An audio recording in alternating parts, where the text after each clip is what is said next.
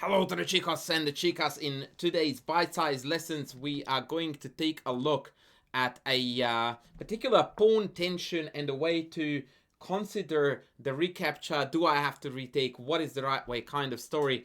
But I think it's best if I show you what I'm talking about rather than trying to clumsily describe the situation. So we have got this funky pawn tension, which I like to call the Benoni pawn tension between d5 and d6 pawns.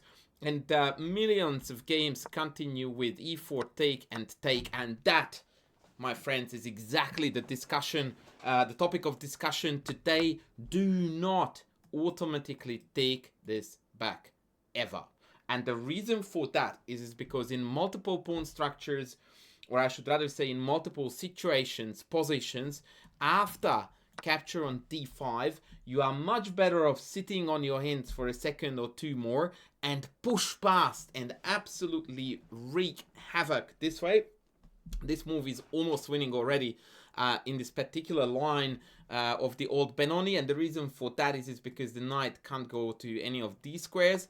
It's likely gonna get trapped on e4, and of course going back would allow white to very quickly continue development. Bishop c4 is gonna come, and the position is an absolute mess. And best of all, of course, when they counter push, then you take, and after queen e2 check, we are going to win a game. Here is another practical example to ladies, Stefanova against Zaganidze, two grandmasters.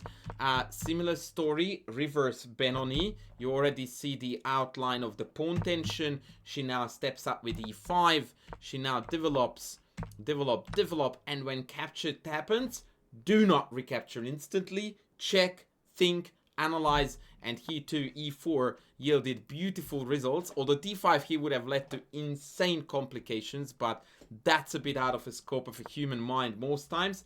And after knight h4, queen d4, once again black completely took over in the center.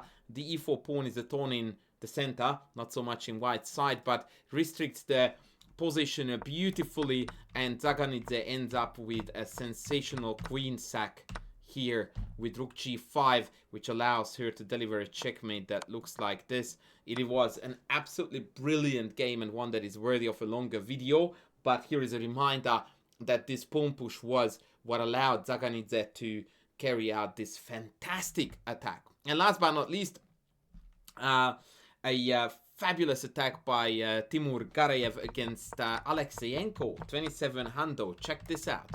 Again, cool gambit, by the way, by Gareev. Plays d5. Once again, we see the tension. And take, and we don't take back. And by the way, I didn't show you this, but generally speaking, very often you find you retake, your pawn gets, well, actually not yet, not just yet. Let's say castles, we play bishop f4. The pawn gets blockaded, and it's yuck. We are down a pawn here. c4 is not pending yet because bishop takes, queen b7 is on. But the fact that this is blockaded now, black has super easy development, queen c7, knight d7, and ultimately black will take over. In contrast, in the game, what happened? Push past. Boomski.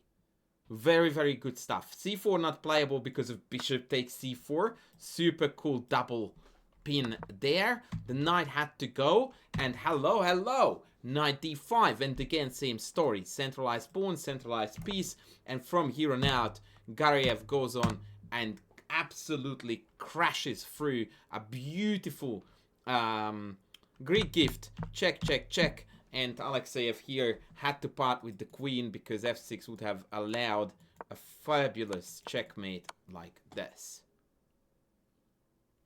Divine stuff. And again, going quickly back to the Zaganidze example, where I want to show you again that if we had retaken, after d3, bishop e7, knight h4, the position becomes very stale. The bishop is coming off, the white knight is coming in, f4 is playable. White is actually clearly better here.